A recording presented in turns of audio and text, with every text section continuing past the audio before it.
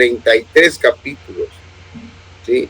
Es decir, son 33 temas que se redactaron en cuanto a las doctrinas que creemos como cristianos reformados. ¿Ok? Está dividida en 6 temas, o sea, esos 33 capítulos se dividen en 6 temas.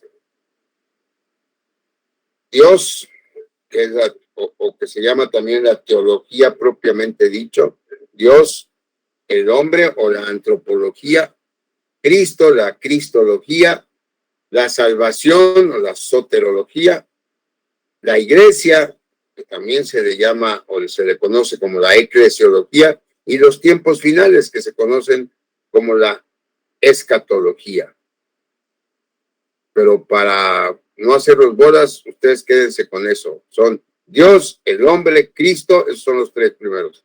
Dios, el hombre, Cristo, la salvación, la iglesia y los tiempos finales. Esos son los 6 temas en que se divide la confesión de fe.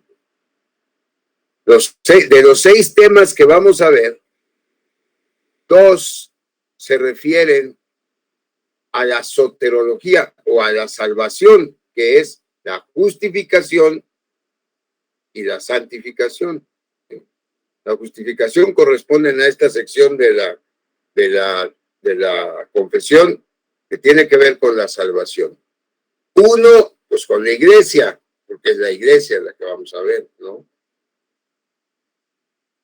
Otro, el matrimonio y el divorcio también corresponde, entonces más bien ahí, perdón. O sea, son 2 de la salvación y 4 que tienen que ver con la iglesia. 2 con la salvación, 4 con la iglesia. Los 4 que tienen que ver con la iglesia son matrimonio y divorcio, la iglesia, el bautismo y la Santa Cena. Esos 4 tienen que ver con la división de la confesión que se refiere a la iglesia. ¿Ok?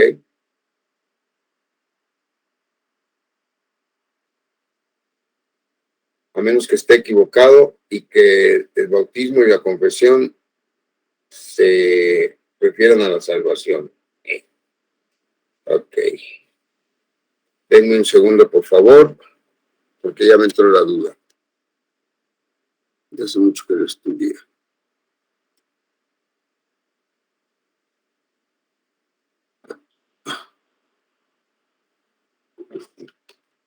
Mientras váyanme diciendo si pudieron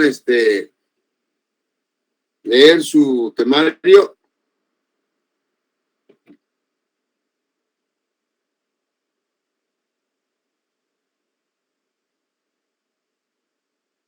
No los oigo. ¿No? ¿Nada?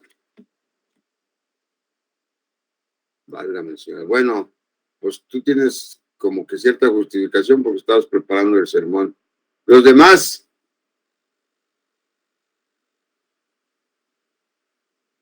¿o quién sí lo leyó para ahorrarnos ¿Ese lo mandó la semana pasada o es el que mandó hoy? No, el del sábado, no. Yo los sugerí los 2, de hecho los quise imprimir, pero son un chorro de hojas. A ver, vamos. Permítame. Vamos por partes. A ver, Emanuel, ¿qué fue tu pregunta? No, que eran como 40 hojas, ¿no? También yo lo empecé a checar, pero, o sea, yo realmente no lo leí, pero eran como 40 y tantas hojas, ¿no? Sí, eran más, yo 57. Creo que esas hojas.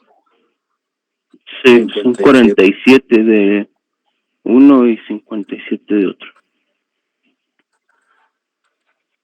No, de la disciplina son muy poquitas hojas. De que son muchas son del que son muchas son de la confesión de fe, de ese sí son muchas. Pero, bueno, pues entonces ya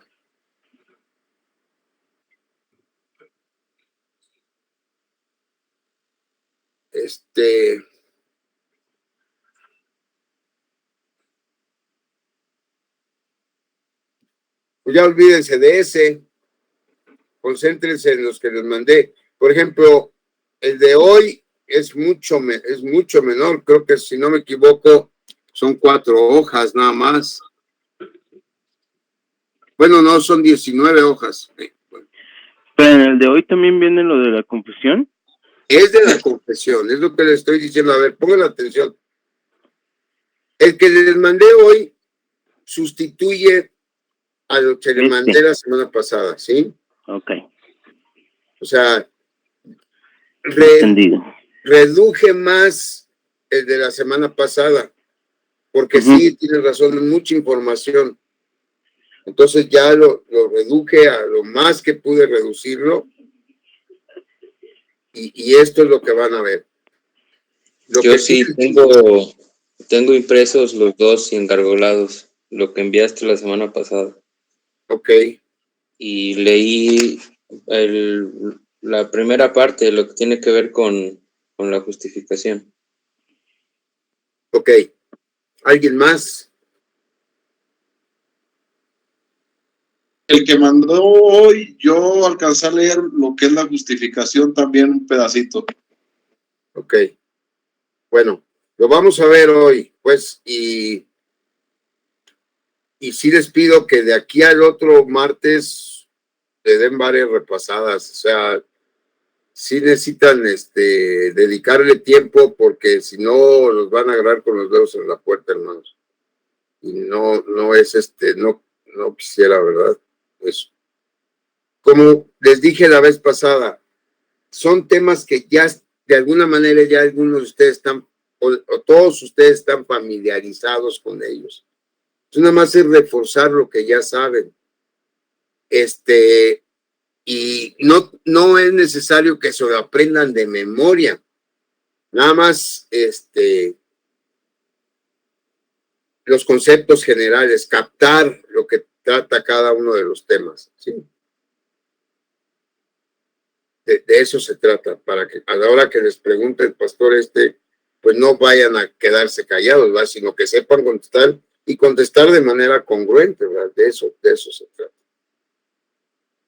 Entonces, bueno, es difícil que vayan a poder ver, porque no creo que si tuvieran 2 dispositivos sería genial, para que en un dispositivo pudieran abrir el archivo que les mandé hoy, e irlo siguiendo. Si no, pues bueno, tomen ahí algunas notas y luego ya lo comparan con lo que vamos a ver. Entonces, retomando pues, la confesión de fe consta de 33 capítulos, la misma edad del Señor Jesús, ¿ok? Se dividen en 6 temas: Dios, Cristo, la salvación, la iglesia y los tiempos finales.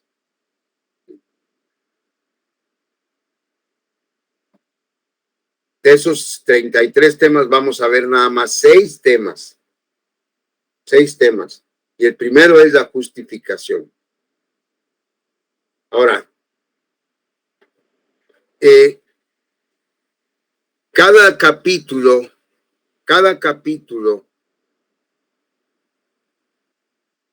trata un tema específico de la confesión. Cada capítulo es una confesión sobre un tema de nuestra fe. Por ejemplo, el capítulo 11, que es uno de los que vamos a ver hoy, trata de la justificación. Y hay varias declaraciones que se hacen acerca de la justificación. De hecho, hay 6 declaraciones que aquí se le llaman secciones. Cada sección de cada capítulo es una declaración, ¿sí? Y eso es todo lo que la confesión es. Todo lo demás del archivo que les envié la semana pasada, aparte de las secciones, es una explicación que el autor Archibald Hodge hace de estos capítulos. Pero en sí, la confesión nada más son las secciones de cada capítulo. Eso es la confesión. ¿Sí? Entonces, lo que hicimos hoy, lo que vamos a ver hoy, es un resumen de lo que quiere decir cada sección. No sé si me explico. Cada capítulo de la confesión es un tema específico, ¿sí? O sea, ya no estamos hablando de los 6 temas generales, sino dentro de la salvación está el tema, por ejemplo, de la elección, del llamamiento eficaz, de la justificación, de la santificación, del arrepentimiento para fe, de lo que es la fe salvadora, del papel de las obras en la salvación. Cada capítulo habla de eso. Y en cada capítulo se hacen declaraciones en cuanto a qué es lo que creemos sobre ese tema en particular. En el caso de la justificación, hay 6 declaraciones. Quiere decir que el capítulo 11, que habla de la justificación, tiene 6 declaraciones. Digo 6 secciones, pues, que son 6 declaraciones. ¿Sí? Y entonces, vamos a verlas una a una. La primera sección dice así: a los que Dios llama de una manera eficaz, también justifica gratuitamente, no por infundir justicia en ellos, sino por perdonarles sus pecados, aceptando sus personas como justas, no por algo hecho en ellos o por ellos, sino solamente por amor de Cristo, no por imputarles como justicia propia la fe, ni el acto de creer, ni alguna otra obediencia evangélica, sino por imputarles la obediencia y satisfacción de Cristo. Y ellos, por su parte, por la fe, la reciben y descansan en Él y en su justicia. Esta fe no la tienen de sí mismos porque es un don de Dios. Eso es la primera declaración. Esa es la primera sección de la justificación.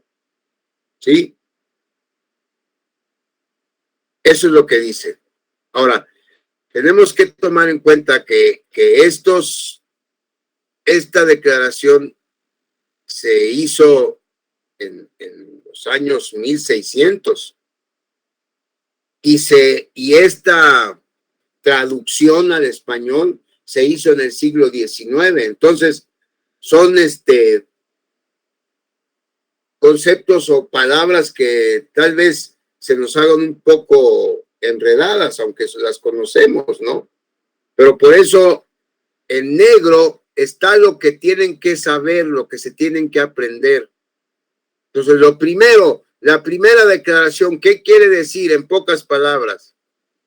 Quiere decir que la justificación es el perdón de nuestros pecados que obtenemos de Dios debido a la obediencia de Cristo y a su sacrificio que pagó satisfactoriamente por ellos. Eso es lo primero. Eso es la justificación. Es el perdón de nuestros pecados que obtenemos de Dios debido a la obediencia de Cristo y a su sacrificio que pagó satisfactoriamente por ellos. La justificación la recibimos por nuestra fe y confianza en Cristo y en lo que hizo para salvarnos.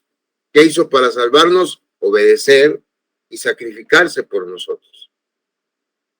Y la tercera cosa que debemos saber, esta fe no es nuestra, o más bien, esta fe es nuestra. Es decir, Dios no cree por nosotros, pero creemos debido a que Dios nos otorgó el don de la fe. La fe es nuestra, nosotros creemos, pero creemos porque Dios nos regaló la fe. Hemos usado a veces la figura de un carro. Cuando tu papá te regala un carro, el carro es tuyo, tú lo manejas, tú lo usas, pero lo tienes porque tu papá te lo regaló. Si tu papá no te lo hubiera regalado, no lo podrías usar. Es lo mismo con la fe. Nosotros la usamos. Nosotros creemos en Cristo, pero porque Dios nos otorgó el don de la fe. ¿sí? Entonces, eso es lo primero que debemos aprender.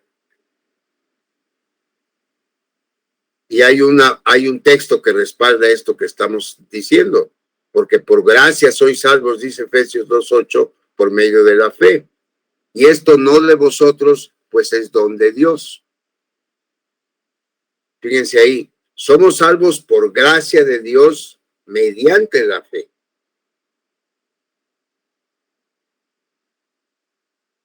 ¿Alguna pregunta o algún comentario?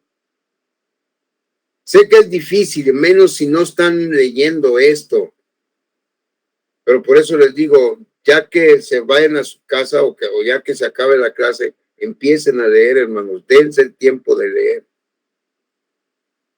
Va a ser unas semanas medio pesadas, ya les reduje lo más que les pude reducir las hojas, pero esta materia de la confesión de fe es la más pesada, la de la disciplina y la de la constitución están un poco más ligeras.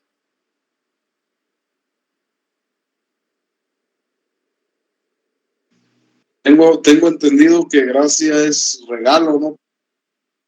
Sí. La gracia el don es un regalo. La gracia es un favor inmerecido por parte de Dios. Ah, ok. ¿Sí? El don es el que es un regalo. Por eso decimos que la fe es un don de Dios. Es un regalo de Dios. Uh-huh.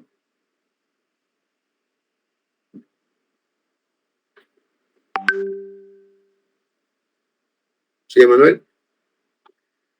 Sí, es o sea, lo que más que nada lo quería referir es al versículo que por gracia sois salvos y esto no de vosotros, o sea, lo que es la palabra gracia.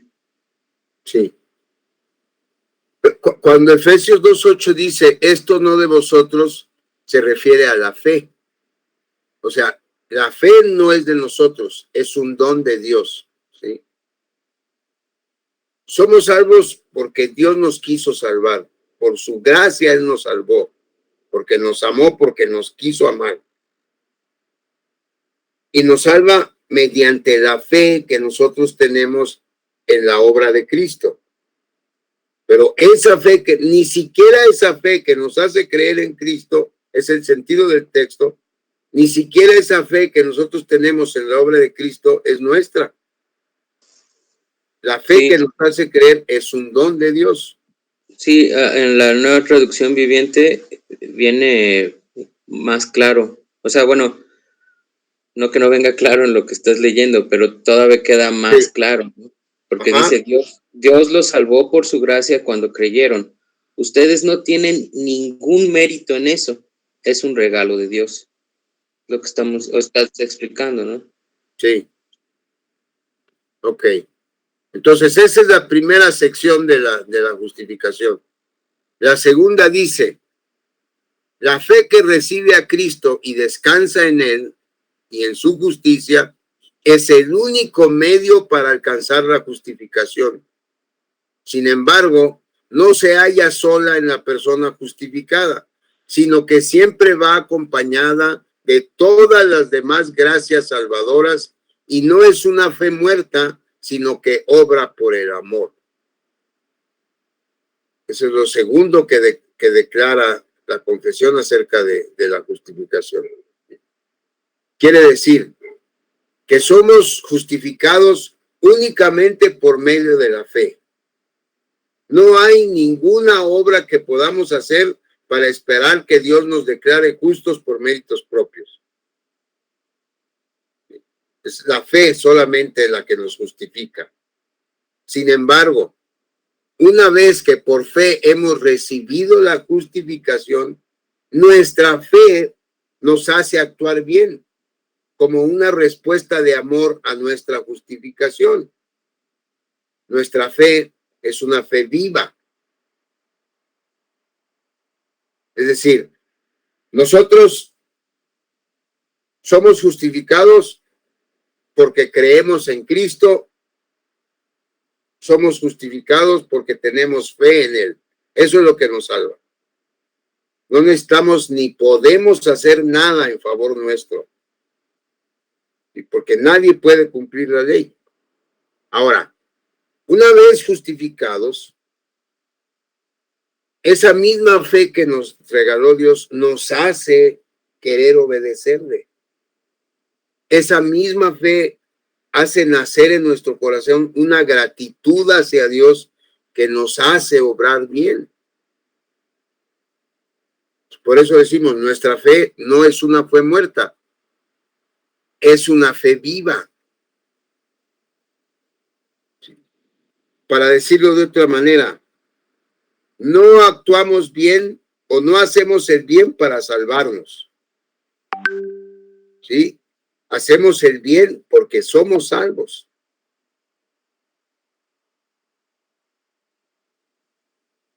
Santiago dice en Santiago 2:26, porque como el cuerpo sin espíritu está muerto, así también la fe sin obras está muerta. ¿Ok? Entonces, esa es la segunda declaración, la segunda sección de la justificación. La tercera sección dice, Cristo, por su obediencia y muerte, pagó completamente la deuda de todos aquellos que son así justificados, haciendo en favor de ellos una propia, verdadera y plena satisfacción a la justicia de su Padre. Sin embargo, como Cristo fue dado por el Padre para ellos, y su obediencia y satisfacción fueron aceptadas en lugar de las de ellos, y esto gratuitamente y no por alguna cosa de los mismos, resulta que su justificación es solo por la libre gracia, para que tanto la exacta justicia como la rica gracia de Dios puedan ser glorificadas en la justificación de los pecadores. ¿Qué quiere decir todo eso? En muy resumidas cuentas, quiere decir que el único que recibe la gloria por nuestra justificación es Dios. ¿Por qué? Porque en nuestra justificación Dios desplegó completamente su gracia, completamente su amor por criaturas pecadoras como ustedes y como yo. Pero sin comprometer su justicia. Eso es lo glorioso de la justificación. En la justificación, Dios manifiesta tanto su gracia como su justicia. Dios no puede quebrantar la ley. Él dio la ley. Él no puede quebrantar su propia ley. Y la ley establece que la paga del pecado es la muerte. Entonces, a través de nuestra justificación, Dios cumplió con lo que Él mismo exigía en su ley, que alguien pagara con su vida por el pecado. Aunque esta justicia la cumplió entregando a su Hijo. Este cumplimiento de la ley de Dios lo hizo a costa de la vida de su Hijo. Porque Él fue el que murió ocupando nuestro lugar. Cuando hizo eso, Cristo puso a nuestra disposición la gracia de Dios y perdonó todos nuestros pecados, todos, porque estos fueron pagados completamente por Él en la cruz. ¿Sí? Entonces, lo que esta tercera declaración o esta tercera sección nos enseña es que la gloria de nuestra justificación es para Dios y solamente para Dios. Porque en nuestra justificación Dios cumple tanto con su justicia como nos muestra su gracia. Cumple su justicia porque alguien paga el precio del pecado. Nos muestra su gracia porque en vez de ser nosotros los que pagamos el precio, es su Hijo. Y entonces ahí se juntan la gracia y la justicia de Dios en la justificación. Romanos 3, del 24 al 26. Ahí está la base para esta declaración. Dice, siendo justificados gratuitamente por su gracia, mediante la redención que es en Cristo Jesús, a quien Dios puso como propiciación por medio de la fe en su sangre, para manifestar su justicia a causa de haber pasado por alto en su paciencia los pecados pasados, con la mira de manifestar en este tiempo su justicia, a fin de que Él sea el justo y el que justifica al que es de la fe de Jesús. Es decir, Dios es el que puede justificar, Dios es el justo, porque Dios entregó a su Hijo para que nosotros no tengamos que pagar por nuestro pecado. ¿Alguna duda hasta aquí o algo que no esté claro?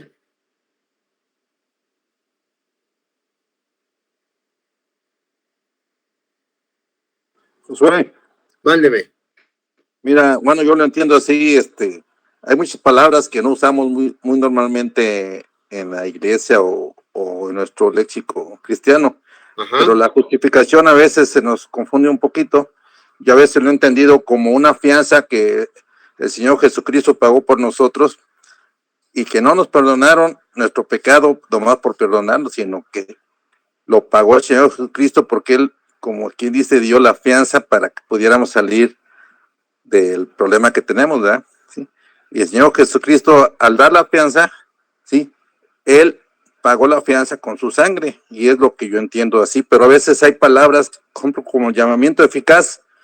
Yo con que dijeran llamamiento, yo sé que es eficaz porque es de Dios, y a veces le ponen varias palabras que nos confunden de repente. Entonces es lo que yo digo, que debe haber una traducción viviente para la confesión de fe, pero bueno, ya más adelante va a haber, pero de repente hay palabras que sí nos confunden. Es todo mi comentario. Sí, es verdad. O sea, es lo que tiene razón Sergio. El problema con la confesión muchas veces es el lenguaje, ¿verdad? Pero bueno, fíjate que, bueno, así como comentario, ahorita que empezaste a describir el contenido y cómo se debe abordar, a mí me quedó más claro. Porque una cosa es lo del lenguaje arcaico, digamos, o digamos un lenguaje que no estamos acostumbrados, porque realmente arcaico no es, porque tiene mucho que ver con, también como con procesos, penales, ¿no? Digámoslo de alguna manera. Sí. Pero eso que mencionaste, que por ejemplo, cada capítulo, cada declaración es una sección, entonces haz de cuenta que ya a mí me quedó más claro, porque yo pues veía o leía un mar de cosas, pero ya sé, o sea, las declaraciones es todo lo que viene en número romano, digamos, sí, lo que dice sección 1, 2, 3, 4, y lo que viene después es como la explicación a esas declaraciones. Exacto, sí. Entonces eso también, o sea, como que de primera instancia sí tener el material, pero ahora ya también el saber usarlo también te hace leerlo con más claridad. Sí. Ahora, yo espero, confío en Dios, que con este nuevo material que les mandé, ya está mucho más reducido. Porque, por ejemplo, toda la explicación que tienen que recordar y aprender de cada sección, pues son párrafos, son un párrafo, 2 párrafos cuando mucho, cuando que en la confesión o en el comentario de la confesión en el original son páginas y páginas y páginas los que claro. Ahora, es que debemos entender una cosa. El primer archivo que yo les mandé es parte de un libro que se ve en el seminario, que se tarda uno 1 año y medio en estudiar. O sea, la confesión de fe en la licenciatura en teología está dividida en confesión de fe 1, confesión de fe 2, confesión de fe 3. Y está dividida en 2 temas generales cada uno. Por ejemplo, en confesión de fe 1 se ve el tema 1 y el tema 2. Dios y el hombre. Confesión de fe 2 se ve Cristo y la salvación. Y el tercer módulo es la iglesia y la escatología. Pues son 3 semestres los que se tarda uno en verlo. O sea, obviamente en 2 semanas o en 5 semanas es imposible ver eso. Entonces por eso yo traté de reducirlo al máximo. Ahora, ustedes no están estudiando una licenciatura en teología, ustedes los van a examinar para que el presbiterio se dé cuenta que ustedes tienen noción de nuestras doctrinas. Entonces, por eso yo traté de resumir lo más que pude la explicación de cada sección, para que les sea mucho más fácil asimilar la verdad. Espero en Dios que así sea. Bueno, luego viene la sección cuarta. Esa sección declara que Dios desde la eternidad decretó la justificación de todos los elegidos. Y Cristo, en la plenitud del tiempo, murió por los pecados de ellos y resucitó para su justificación. Sin embargo, no son justificados sino hasta que el Espíritu Santo en debido tiempo les hace participar de Cristo. ¿Sí? ¿Qué quiere decir eso? Quiere decir que aunque nuestra justificación, igual que el resto del proceso de nuestra salvación, que incluye la elección, el llamamiento, la justificación, la santificación y la glorificación, todo eso fue decretado por Dios desde la eternidad, desde antes de la fundación del mundo. No, cada uno de nosotros no es justificado hasta el momento en que el Espíritu Santo nos regenera y nos otorga la fe para responder afirmativamente cuando somos expuestos al Evangelio. Que ese es el llamamiento eficaz, ¿no? Exacto. O sea, cuando uno responde al llamamiento eficaz es cuando se aplica la justificación. Y eso tiene un tiempo específico para cada quien. Es distinto para Pablo, fue distinto para mí, fue distinto para Sergio, para Alex, para Gerardo, para David, para Emanuel, para cada uno de nosotros. Tiene un tiempo específico. Entonces, la justificación, aunque fue decretada en la eternidad, se aplica a cada quien en su tiempo perfecto cuando el Espíritu Santo nos regenera.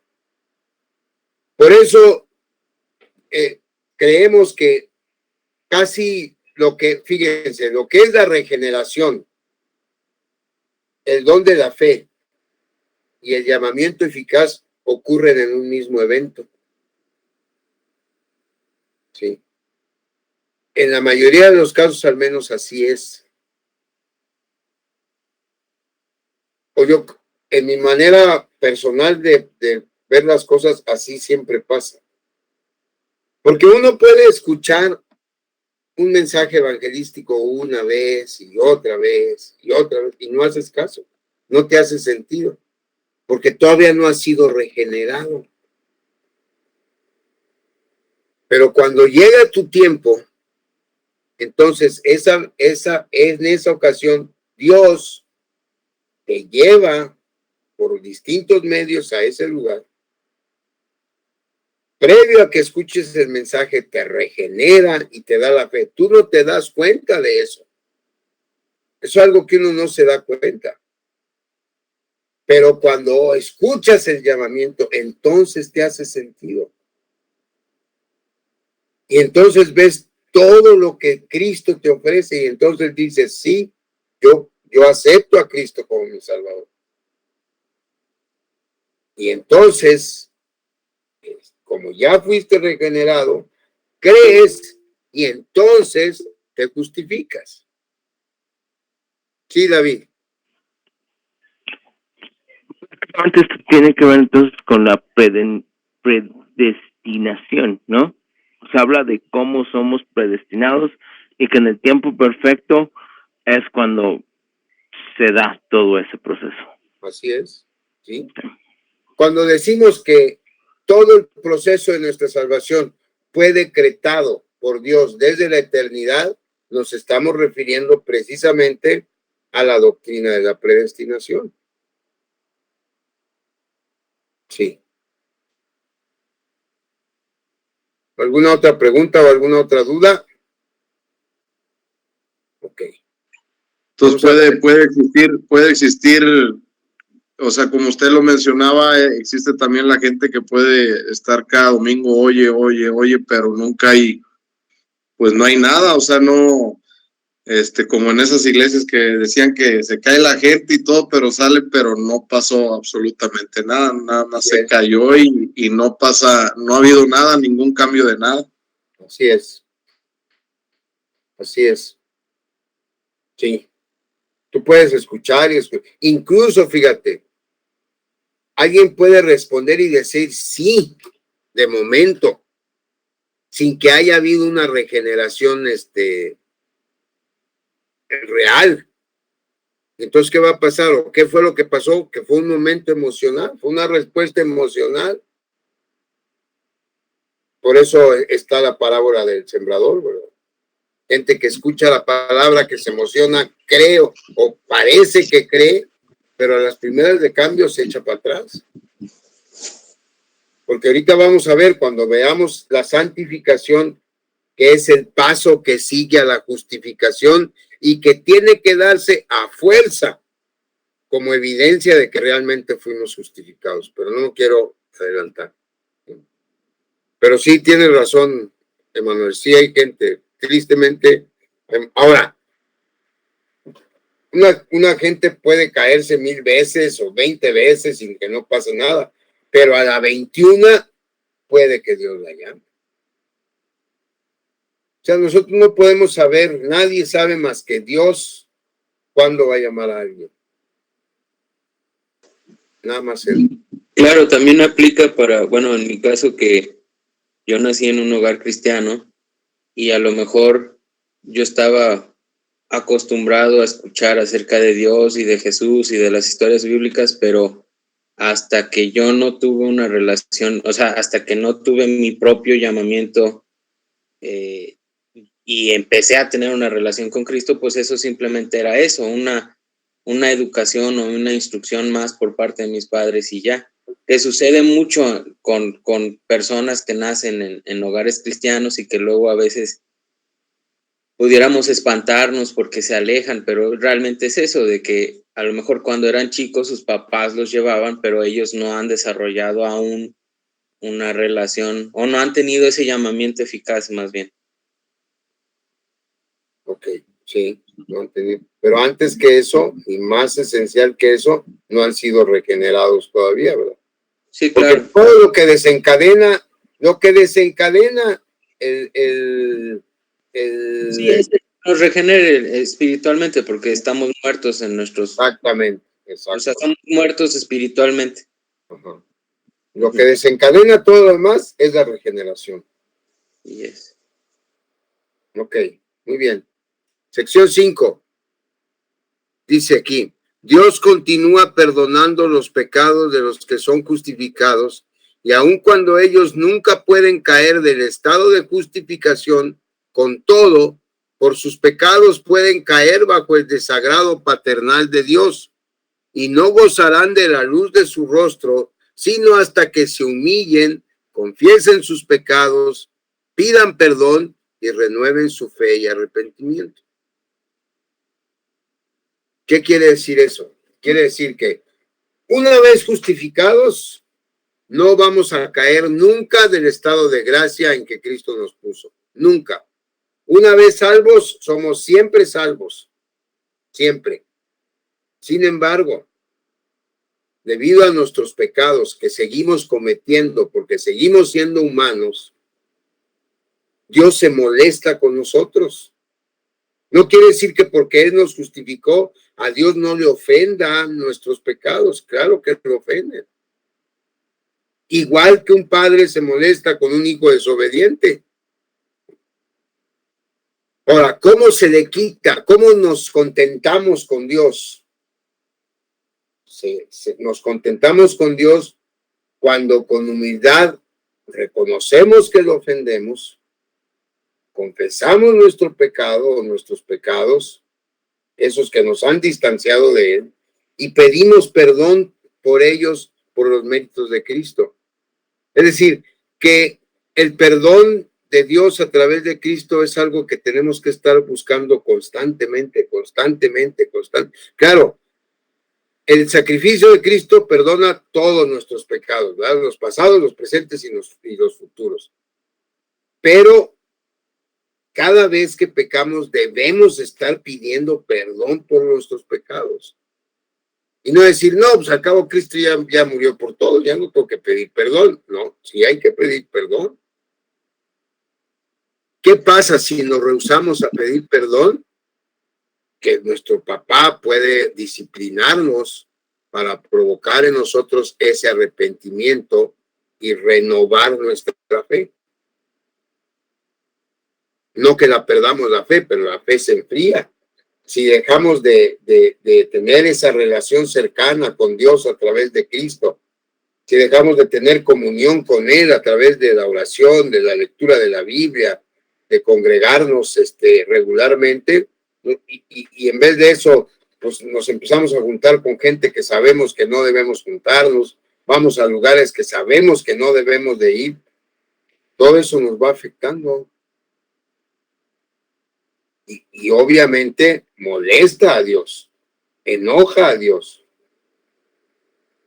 Y entonces viene la disciplina, si es que antes no nos arrepentimos, ¿no? Eso es la quinta declaración. En Hebreos 12:7 podemos leer, si soportáis la disciplina, Dios os trata como a hijos, porque ¿qué hijo es aquel a quien el Padre no disciplina? Entonces, luego la gente pregunta, bueno, ¿a poco Dios castiga a un cristiano? No, no es que nos castigue, nos disciplina, nos corrige. ¿Y cómo nos va a corregir? Pues depende de qué tan tosudos seamos para hacerle caso, ¿verdad? Eso depende de nosotros. ¿Alguna duda o alguna pregunta de esta sección? Ok, y la sección última, la 6, dice, la justificación de los creyentes bajo el Antiguo Testamento fue en todos sentidos una y la misma que la de los creyentes bajo el Nuevo. ¿Qué quiere decir? Quiere decir que las personas creyentes que vivieron en tiempos del Antiguo Testamento fueron justificados también por la fe. Ellos también fueron justificados por la fe. La diferencia entre ellos y nosotros es que ellos tuvieron fe en la promesa del Mesías que iba a llegar para salvar a su pueblo de sus pecados. Es decir, ellos creyeron en una promesa, en algo que estaba por suceder. Todos los sacrificios, todas las ofrendas que hicieron, lo hicieron como una muestra de su fe en esa promesa. No lo hicieron por legalismo. Es como ahora que alguien va a la iglesia porque dice, no, pues tengo que ir a la iglesia para que me bendiga Dios, tengo que leer la Biblia para que me bendiga Dios, tengo que ofrendar para que me bendiga Dios, ¿no? Hay gente que hace así, pero eso no le agrada a Dios. En el Antiguo Testamento era igual. La gente que iba al templo 3 veces al año, que hacía holocaustos todos los días, que daba su ofrenda de trigo, de su primera cosecha, de todo eso. Pero lo hacía por cumplir, de ellos no se agradaba a Dios. Se agradaba de aquellos que tenían fe en que Dios había prometido un Salvador para ellos. Y ellos tenían fe en esa promesa. Nosotros creemos ya no en una promesa, sino en la realidad. Nosotros creemos hacia atrás, en lo que Cristo ya hizo por nosotros en el pasado. Esa es la única diferencia. Para ellos fue una fe hacia el futuro, para nosotros es una fe hacia el pasado. Sí. Por eso ahí en Romanos 4 dice que, hablando de Abraham, ¿verdad? Por lo cual también su fe le fue contada por justicia.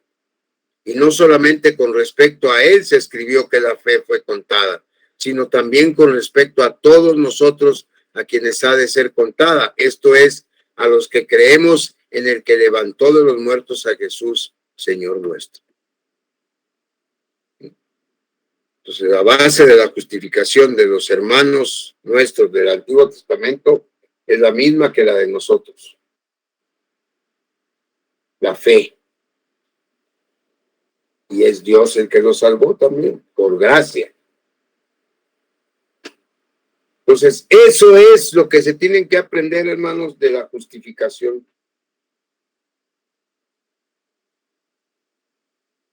¿Sí? Vamos a ver la santificación rápidamente, porque la santificación es más corta. La santificación solamente tiene 3 secciones.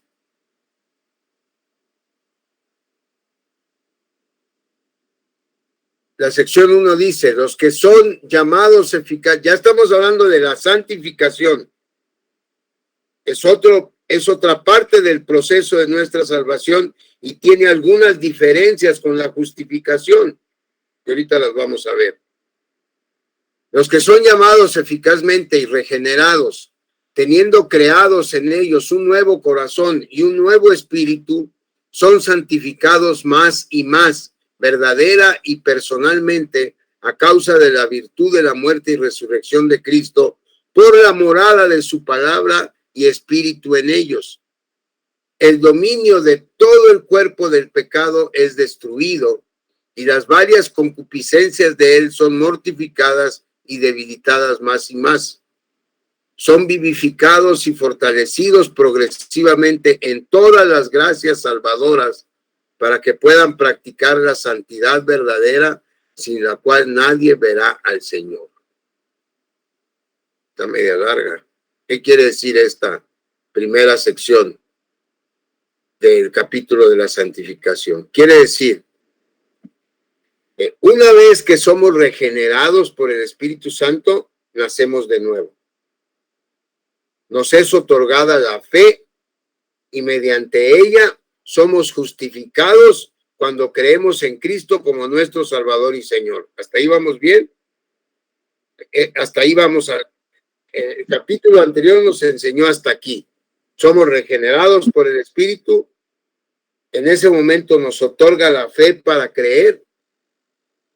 Y cuando creemos en Cristo, una vez que somos expuestos al Evangelio, somos justificados. ¿Sí? Pero el Espíritu Santo de Dios mora en nuestro corazón desde que nos regeneró. Desde el momento de nuestra regeneración, el Espíritu Santo mora en nuestro corazón y ya no se va de ahí. Y entonces, como resultado invariable, inicia en nosotros un proceso que progresivamente nos quita el deseo de pecar y por tanto nos hace renunciar al pecado. Es la presencia del Espíritu Santo en nuestro corazón la que nos capacita para obedecer a Dios y buscar agradarle. A ese proceso de obedecer cada vez más a Dios y odiar cada vez más el pecado es a lo que se conoce como santificación. Y es lo que les decía hace rato, es lo que a fuerza sigue a la justificación. Cuando una justificación es genuina, es real, empieza entonces en la persona el proceso de la santificación. ¿Por qué? Porque el Espíritu Santo vive en nosotros y es imposible que en una persona en donde habite el Espíritu Santo se porte igual que se portaba antes, que el Espíritu Santo no estaba en su corazón. Entonces, eso es la santificación. Es un proceso gradual, progresivo. Es decir, no de la noche a la mañana ya vamos a odiar el pecado, no vamos a pecar nunca más y siempre vamos a obedecer a Dios. No. Vamos a ver ahorita las otras secciones, pero no, es un proceso, pero se tiene que dar. Debe empezar a verse el cambio para comprobar que la justificación se dio. ¿Sí? Romanos 6:6 dice, sabiendo esto, que nuestro viejo hombre fue crucificado juntamente con él, es decir, con Cristo, para el cuerpo del pecado, para que el cuerpo del pecado sea destruido, a fin de que no sirvamos más al pecado.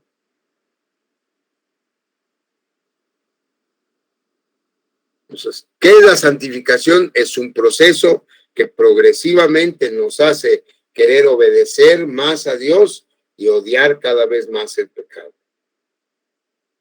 Esto es la santificación. La segunda sección dice, esta santificación se extiende a todo el hombre, mas es imperfecta en esta vida, pues quedan todavía algunos restos de corrupción en toda parte del mismo hombre, de donde nace una lucha continua e irreconciliable, la carne codiciando contra el espíritu y contra la carne. ¿Qué quiere decir esta segunda sección? Quiere decir que, a diferencia de la justificación, que es un acto único, irrepetible, ejecutado por Dios exclusivamente, sin ninguna participación nuestra, eso es la justificación, es un acto único, no se vuelve a repetir en toda la vida, se lleva a cabo exclusivamente por Dios, no tenemos nosotros ninguna participación en ella. Pero la santificación no es un acto único, la santificación es un proceso que dura toda la vida y que de hecho nunca se va a completar en esta vida. Nuestra santificación se va a completar hasta que lleguemos al cielo. Mientras tanto, mientras llegamos al cielo, con la guía del Espíritu Santo que mora en nosotros, como ya vimos, y con nuestra participación diligente al ser obedientes y disciplinados en nuestra vida cristiana, vamos avanzando en este proceso mientras estamos vivos. No sin algunos tropiezos y retrocesos que nuestra naturaleza humana provoca. Pues esta, aunque es conquistada por el Espíritu Santo, aún está en nosotros y se opone a los deseos de obediencia a Dios que el Espíritu Santo produce en nosotros. Es decir, cuando somos justificados empieza nuestra santificación. Y poco a poco vamos dejando de pecar. Hay unos pecados que nos son más fáciles de vencer que otros. Pero vamos avanzando, vamos avanzando. A veces quizá haya retrocesos. Por eso decíamos, pecamos, nos tenemos que arrepentir, pedir perdón y seguirle otra vez. Pero tiene que haber nuestra participación, tiene que haber el deseo nuestro de obedecer a Dios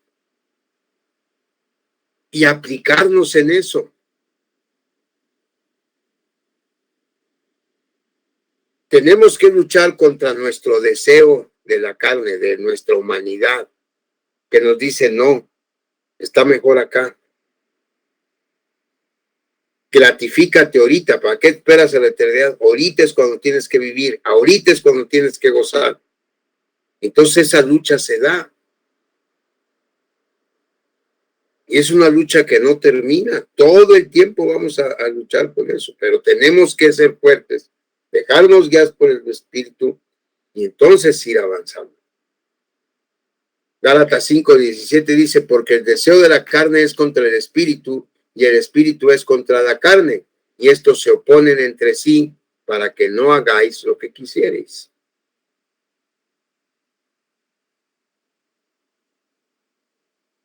Y la tercera sección dice, en esta guerra, aun cuando los restos de corrupción prevalezcan por un tiempo, por el auxilio constante de la fuerza del Espíritu Santificador de Cristo, la naturaleza regenerada vence al fin. Y así los santos crecen en la gracia, perfeccionando la santidad en el temor del Señor. ¿Qué quiere decir? Que nunca los restos de pecado que hay en nosotros serán más fuertes que la ayuda que tenemos por parte del Espíritu Santo para vivir cada día más y más en obediencia a Dios. Y por lo tanto, al final vamos a lograr permanecer fieles para que en el cielo seamos totalmente perfeccionados a la imagen de Cristo. Nadie que haya sido realmente justificado permanece igual de desobediente que antes de su justificación. El crecimiento en la obediencia a Cristo es la evidencia más clara de que realmente fuimos justificados y de que estamos en el proceso de santificación. Ahora, para ayudarnos en nuestra santificación, Dios nos ha dado los medios de gracia. Hay medios de gracia internos y externos. El medio interno es la fe. Por fe sabemos que somos hijos de Dios, por fe sabemos que fuimos regenerados, por fe sabemos que fuimos justificados y por fe creemos que el Espíritu Santo nos ayuda en cada situación de nuestra vida. Ese es el medio de gracia, la fe. Los medios externos son principalmente la oración, la palabra de Dios, los sacramentos y la disciplina por parte de Dios.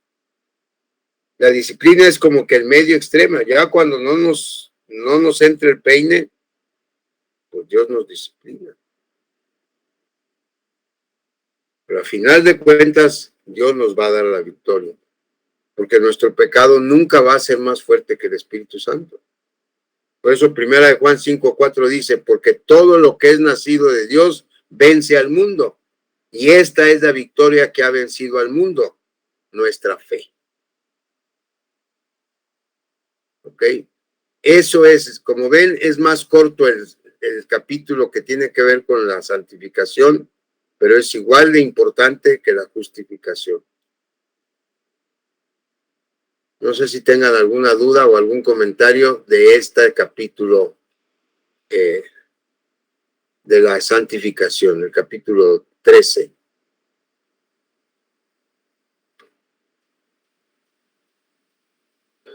¿No? Bueno. Pastor, el hecho de empezar siempre pidiendo perdón puede también generar que vaya a través del poder de nuestro Dios vaya menguando el pecado al pedir perdón.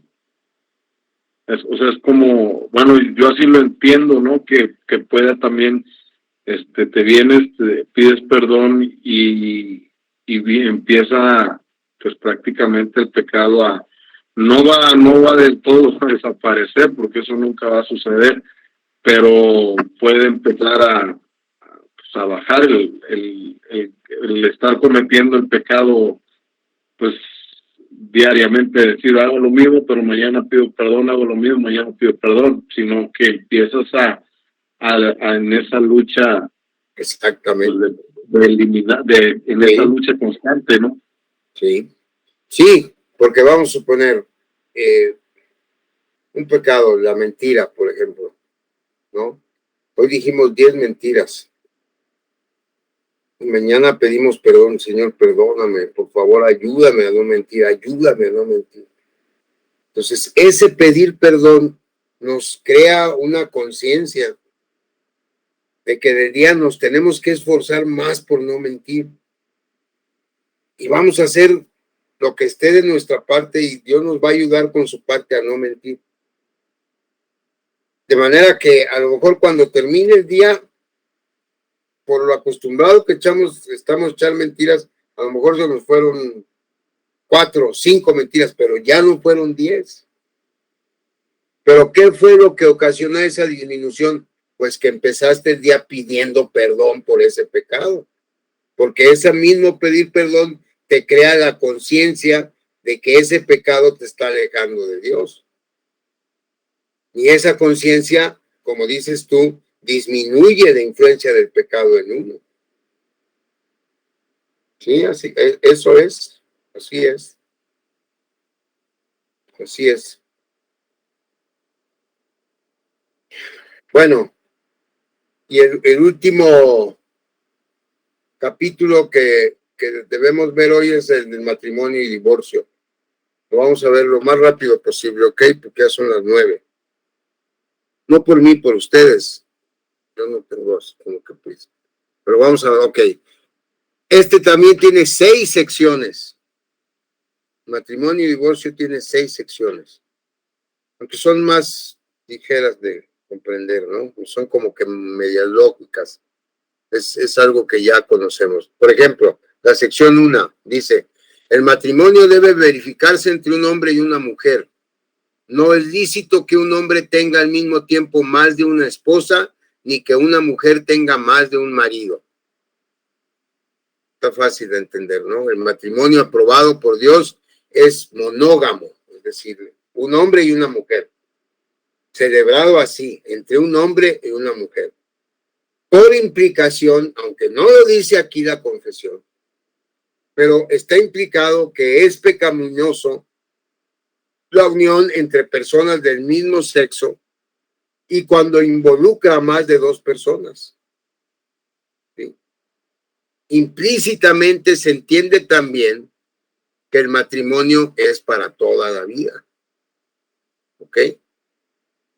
Es decir, aunque no hay un texto en la escritura que diga, hasta que la muerte los separe, no hay ningún texto que diga así, dejará el hombre a su padre y a su madre y se unirá a su mujer hasta que la muerte los separe, no. Pero, por ejemplo, en 1 Corintios 7:39, ahí sí leemos una enseñanza implícita en este sentido, porque 1 Corintios 7:39, ahí leemos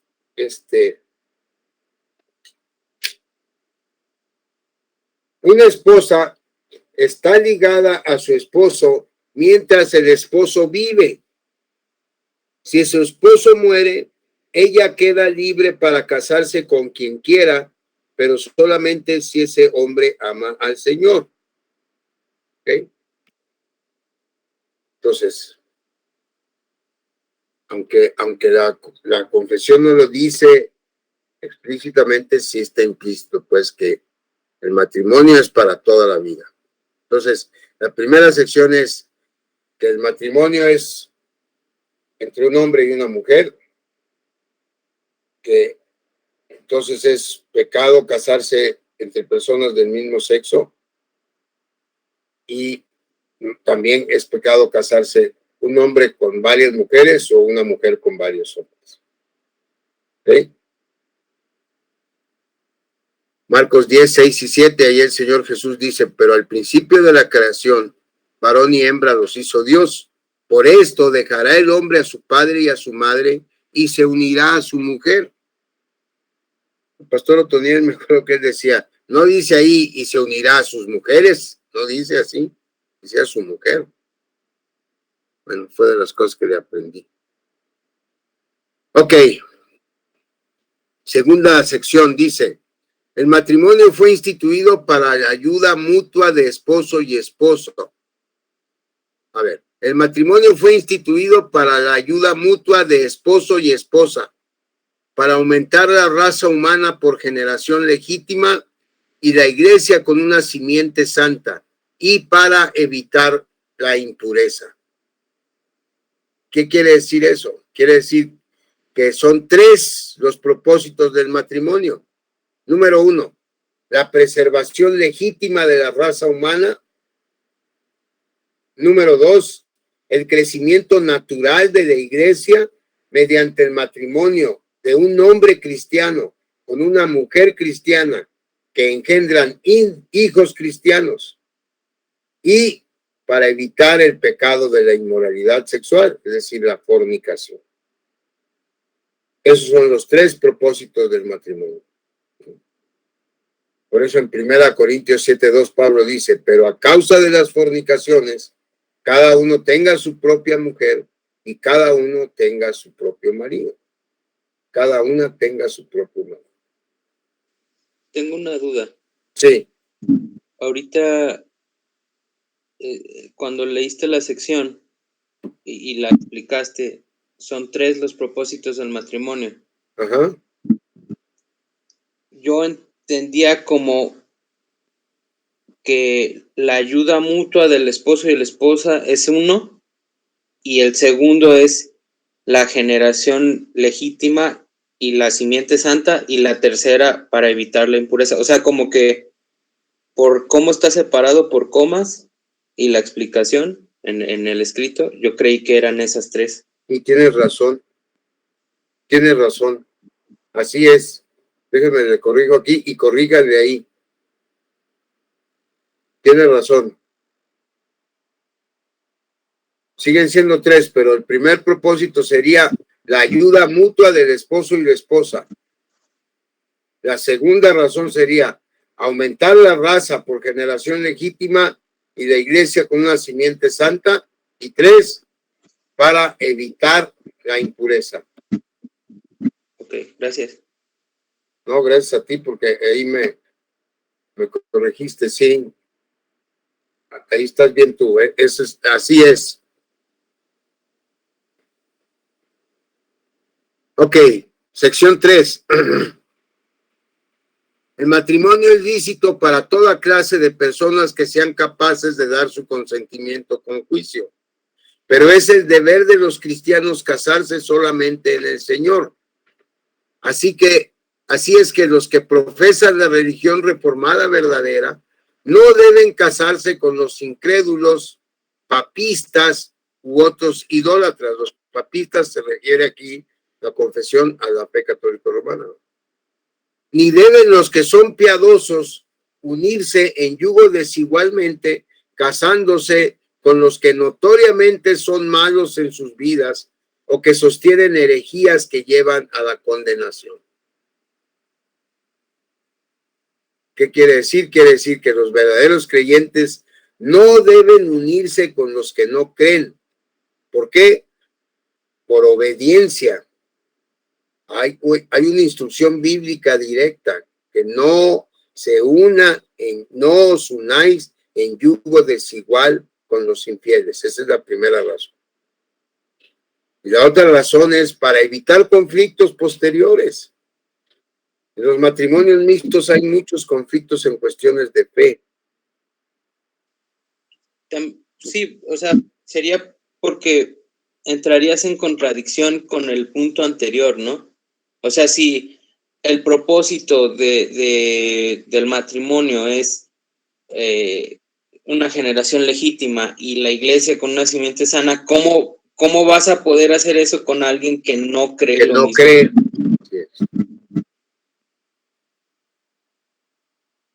Ok, entonces primero habría que orar a Dios, las personas solteras, para que Dios alcance a su novio si lo quieren mucho, o a su novia si la quieren mucho, que la alcance, la convierta y entonces casarse, ya siendo cristianos los dos.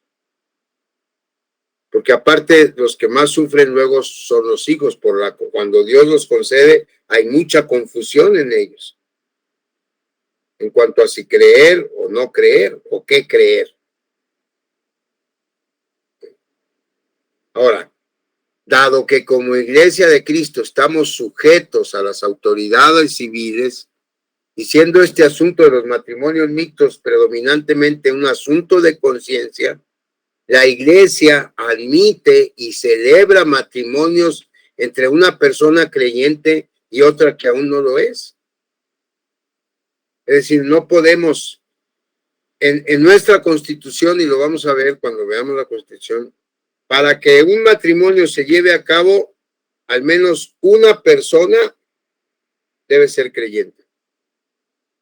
Con una persona que sea creyente se puede llevar a cabo el matrimonio a través de la iglesia cristiana. no es lo recomendable, no es lo sano, no es lo que Dios nos manda, pero puede hacerse. ¿Por qué lo tenemos que hacer? Pues porque nosotros respetamos el matrimonio civil. De hecho, en todos los casos, antes de llevar a efecto una ceremonia religiosa, debe realizarse el matrimonio civil. Entonces, ya siendo marido y mujer ante la sociedad, entonces la pareja se une en la iglesia. ¿Sí? Entonces, no debe hacerse, pero bueno, si alguien dice, no, pues yo me aferro y me voy a casar con mi novia porque la quiero mucho y después va a cambiar, bueno, en el pecado se lleva a veces la penitencia. Claro que a veces, que son las menos, Dios actúa y tenemos, gracias a Dios, varios ejemplos. Pero también es cierto, aquí ya nos meteríamos en más honduras, ¿verdad? Que tiene mucho que ver el testimonio de la persona cristiana y la fidelidad que tenga la persona cristiana a Dios y a Cristo, ¿verdad? En cuanto a predicar, en cuanto a traerlo. Por eso les digo, o sea, quieren casarse con ellos, pues oren por él y que se convierta, ¿verdad? Que Dios lo convierta. Entonces sí. 2 Corintios 6:14 dice, no os unáis en yugo desigual con los incrédulos, porque ¿qué compañerismo tiene la justicia con la injusticia? ¿Y qué comunión la luz con las tinieblas? Luego vienen las secciones 4, 5 y 6. La sección 4. El matrimonio no debe contraerse dentro de los grados de consanguinidad o afinidad prohibidos en la palabra de Dios, ni pueden tales casamientos incestuosos hacerse legales por ninguna ley de hombre, ni por el consentimiento de las partes, de tal manera que esas personas pudieran vivir juntas como marido y mujer. ¿Qué quiere decir? Pues eso, que el incesto está explícitamente prohibido por la ley de Dios. Por lo tanto, no es posible, menos legal, la unión de parientes consanguíneos directos. Nos referimos a padre e hija, o madre e hijo, o entre hermanos. Eso está prohibido. Quinto, el adulterio o la fornicación cometidos después del contrato, aquí el contrato se refiere al matrimonio civil, siendo descubiertos antes del casamiento, o sea, antes de la ceremonia religiosa, dan ocasión justa a la parte inocente para disolver aquel contrato, para disolver el matrimonio civil. Ahora, en caso de adulterio después del matrimonio, es lícito para la parte inocente promover su divorcio, y después de este puede casarse con otro como si la parte ofensora hubiera muerto. Y el sexto, la sección sexta la voy a leer porque tiene relación con la quinta. La sección sexta dice, aunque la corrupción del hombre sea tal que le haga buscar argumentos para separar indebidamente a los que Dios ha unido en matrimonio, sin embargo, nada, sino el adulterio o la deserción obstinada que no puede ser remediada ni por la iglesia ni por el magistrado civil, es causa suficiente para disolver las cadenas del matrimonio. En este caso, el modo de proceder que debe observarse será público y en orden, y las personas interesadas en ello no deben ser dejadas en su propia causa a su voluntad y juicio propio. Estas dos secciones quieren decir que las únicas causales que justifican a los ojos de Dios el divorcio son el adulterio, por un lado, y la segunda es la deserción definitiva de alguno de los cónyuges en el matrimonio. Es decir, que una persona se vaya o que sin irse esté ausente del matrimonio. ¿A qué nos referimos? a que no aporte nada para el matrimonio, a que no se ocupe de su esposa, no se ocupe de sus hijos, la violente físicamente a sus hijos. Todas esas son manifestaciones de una deserción del matrimonio. Alguien que golpea o abusa verbalmente a su esposa y a sus hijos, no se puede decir que está presente en el matrimonio, no de la manera que Dios espera que esté presente. Entonces, esas son las únicas causas justificadas delante de Dios, ¿sí?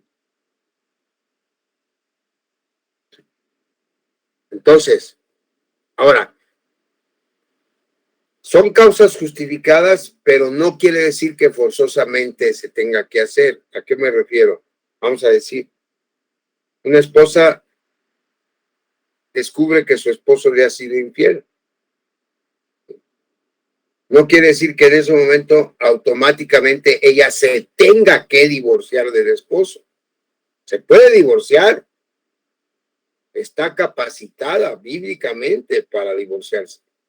Pero si ella dice, no, yo voy a echar por mi matrimonio, por infructuoso o ingenuo o ilusorio que pudiera parecer a alguien, si ella lo quiere así, puede ser igual el esposo. Es decir, son causales justificados, pero no que obligan a alguien a divorciarse. Ahora, fuera de eso,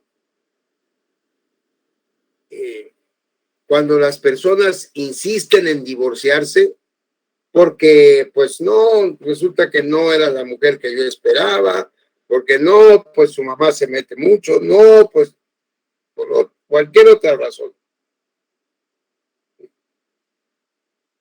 Si se divorcian, lo estarán haciendo sin la aprobación de Dios.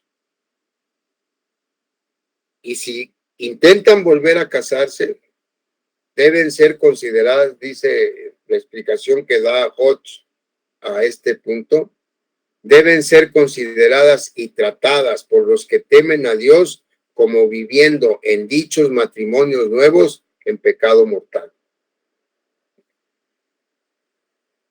Están viviendo en adulterio. Cuando no te divorcias por cualquiera de estas causas, de las dos, de la deserción o el adulterio, y te vuelves a casar, ese segundo matrimonio, a los ojos de Dios, es un adulterio. Estás viviendo en adulterio.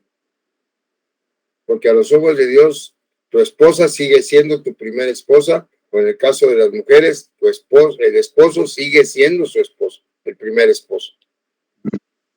Entonces, digamos, perdón, que es que me surgieron algunas dudas. Sí, adelante.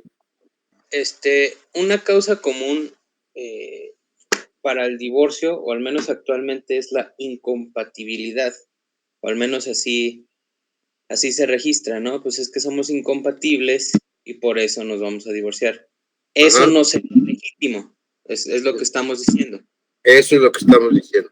Y digamos, a lo mejor es un asunto más escabroso y tal vez, pero tengo la duda. Si nosotros, como cristianos, o en este caso, no como cristianos solamente, sino como líderes y pastores, si hay alguien en medio de nosotros que está en esta situación, debemos como advertirle, o sea, que a lo mejor esta persona pues esgrimió eso, incompatibilidad, se volvió a casar, podría participar de la misma manera, o sea, es decir, en alguna posición de anciano, de diácono, de ser maestro, ¿se debería permitir? ¿O simplemente dejarlo como a su conciencia, o sí advertirle, pero qué se haría en esos casos? Bueno, se asegura, ¿quién te los asegures? Porque Pablo dice, cada uno permanezca en el estado en el que Dios lo llamó. ¿A qué voy? A que, por ejemplo, si ese divorcio y ese nuevo matrimonio se dio antes de que esa persona o esas personas conocieran a Cristo, pues la gracia los cubre, ¿no? Y no se va, o sea, no les puedes decir, no, solo divórciate y regrésate con tu primer marido, pues sería peor. Es algo peor. Entonces, por eso la Biblia dice, como te llamó el Señor, así quédate, en la situación que te llamó el Señor. Si ya siendo cristianos, sabiendo esto, se divorciaron por esa causa y se volvieron a casar, ahí sí habría que analizar la situación, hablar con ellos, pero sí tiene razón, es muy escabroso. Pero Sí, tendría... poner en esa situación, pero, o sea, Porque simplemente... tú estás casado en segundas nupcias y no te divorciaste por adulterio. Okay. No, digo, porque yo conozco un caso no de nuestro presbiterio, ni nadie que... ni tampoco... No me espantes, Pablo, no me espantes, por favor. No, conozco un caso así que pues técnicamente entonces no debería pues estar ejerciendo algún cargo en la iglesia, simplemente por esa situación, porque ya fue llamado cuando ocurrió esto. ¿Cómo ya fue llamado? O sea, él ya era creyente y su divorcio no fue por estas causas legítimas. Ah, ok. Bueno, ahí pues es, o sea, es que apegándonos a lo que es, pues tendríamos que no es que se excluya, no podemos excluir a nadie de la comunión, pero sí de encargarle o adjudicarle responsabilidades que a lo mejor son, pues lo van a perjudicar en su relación con Dios más que beneficiarlo. Y tenemos que pensar siempre en ellos, más. Es buscando primero el bien de ellos, claro, de la iglesia también, pero de ellos en primera instancia, ¿verdad? Ok, gracias. David, querías decir algo también. Sí, pero por ejemplo, más o menos en la misma línea de Pablo. Sí dicen, ok, no somos compatibles. Y siguen adelante. ¿Qué no eso eventualmente va a desencadenar en la deserción? No necesariamente. Ahí el que es creyente debía orar y debía pedirle a la iglesia que ore. Pero por ejemplo, en este caso que Pablo dice, supongo que los dos son creyentes. Ajá. Entonces, Ambos son creyentes. ¿mandé? Sí, en el caso que yo me entró la duda, todas las partes implicadas son creyentes. Fíjate, o sea, en ese caso, que todos son creyentes y que, ok, ya, dice, la primera es no somos compatibles. Se va a ir haciendo un hueco entre ellos, se va a ir haciendo un distanciamiento entre ellos hasta que una de las partes caiga en la deserción. O sea, ¿y qué pasa? Pues es que ahí tendríamos que ver quién es el culpable de la deserción y cuál es la actitud de la... O sea, no son asuntos en que uno pueda ser dogmático, hermanos. Es decir, bueno, es que siempre es así o siempre es así. Cada caso es particular, cada caso es especial y habría que ver. Ok, sí entiendo. O sea, la confesión nos enseña lo que Dios y a través de la Biblia nos enseña acerca de estos asuntos. Ajá. Pero obviamente que va a haber cosas que no están explícitamente estipuladas ahí que tenemos que nosotros, con la ayuda de este material, con la oración, con la ayuda de Dios, ponderar en saber. Sí. Sí, o sea, porque no podemos decir simplemente, no, la confesión dice eso y así. Yo pienso que ahí entra también un poquito el orar y pedir la voluntad de Dios, porque puede haber una ocasión de que ya no tenemos nosotros pues así que la respuesta a todo, si no entra que Dios nos use, o sea, a través de nosotros, pues nosotros estamos en medio, pero que Dios sobre ahí, porque a veces podemos hacernos bolas o trizas y no podemos tener la respuesta como tal. Así es, sí, pues exactamente, o sea, digo, cada caso tiene sus bemoles, o sea, cada caso es distinto uno de otro y no puedes tratar todos los casos de la misma manera, ¿no? Y aplicar el mismo criterio a todos los casos, ¿no? Eso es imposible eso. Bueno, hermanos, pues eso es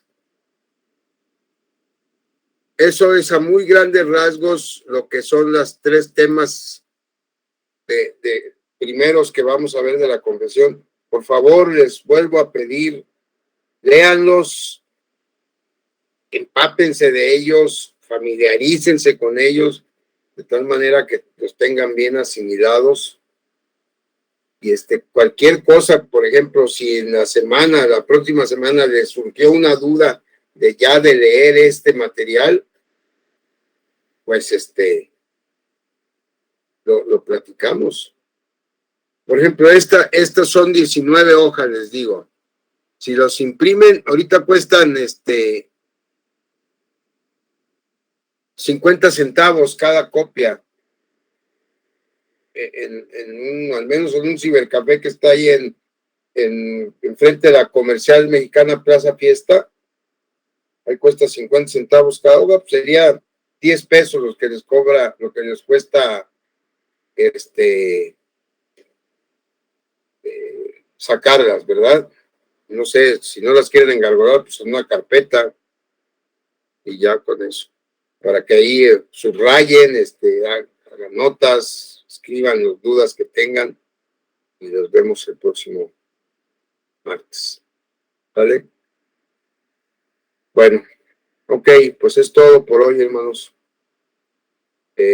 Gracias por su presencia, por su participación y que Dios nos ayude a todos. Vamos a orar para despedirnos en oración. Le voy a pedir a Alex que por favor nos despida en oración. Sí. Señor Jesús, Padre, gracias te damos por el día de hoy. Te damos gracias por la vida del pastor y las instrucciones. Te pedimos disculpas por cualquier imperfección que hayamos cometido, tanto como el pastor, como nosotros, como hermanos y como oyentes de tu clase. De igual manera, te pedimos que las instrucciones que el día de hoy vimos las tomemos día con día y cada explicación realmente la tomemos de corazón. De igual manera, te pedimos por los hermanos en iglesia que no han asistido, que los bendigas en su corazón y los ayudes con cualquier inconveniente que ellos tengan en su vida para que puedan asistir. Te damos gracias por todo lo que vimos. En el nombre de Cristo Jesús. Amén. Amén. Amén. Muy bien, hermanos. Dios los bendiga. Que tengan un resto de semana. Buenas noches. Y buenas noches para todos. Buenas noches. Gracias. Buenas noches. Gracias.